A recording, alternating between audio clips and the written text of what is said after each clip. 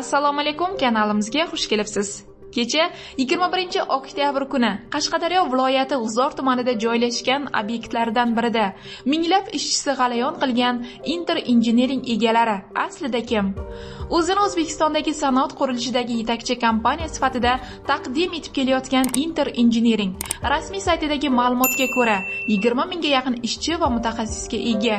2012 yili ta'sis etilgan Inter Engineering gaz konlarida infrastruktura va fuqarolik inshootlari qurish bo'yicha O'zbekistondagi yetakchi kompaniyaga aylangan.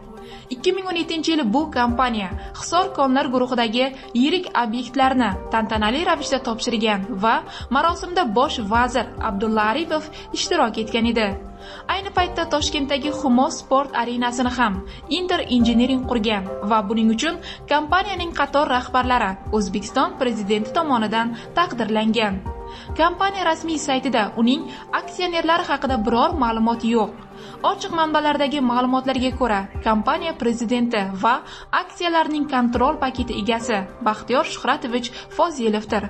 Asli samarqandlik 45 yashar Fozilov Toshkent iqtisodiyot universitetining xalqaro iqtisodiy aloqalar yo'nalishini tugatgan.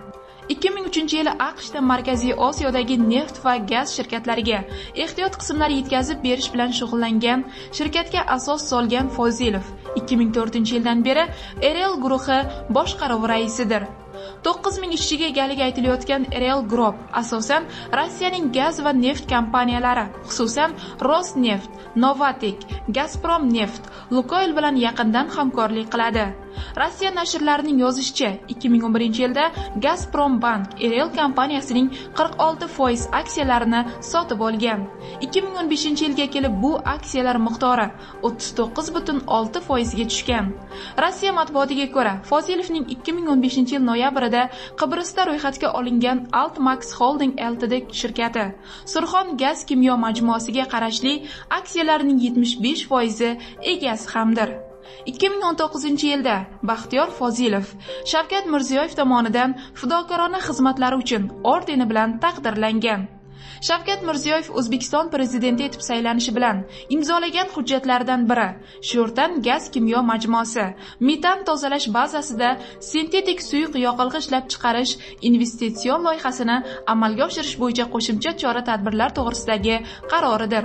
2016 yil dekabrda chiqqan shu qaror asosida Qashqadaryoda tabiiy gazdan sintetik yonilg'i ishlab chiqaruvchi zavod loyihasi ustida ish boshlangan. O'zbekiston GTL loyihasining prezident qarorida yozilgan dastlabki qiymati 2,6 milliard dollar deb baholangan bo'lsa, 2020 yilga kelib bu narx qariyb 4 milliard dollarga ko'tarildi. Joriy yilning 6-mart kuni O'zbekiston GTL kompaniyasi bosh direktori Faxriddin Abdurasulov mahalliy matbuotga zavod umumiy qiymati 3,6 milliard AQSh dollarini tashkil etishini bildirgan edi.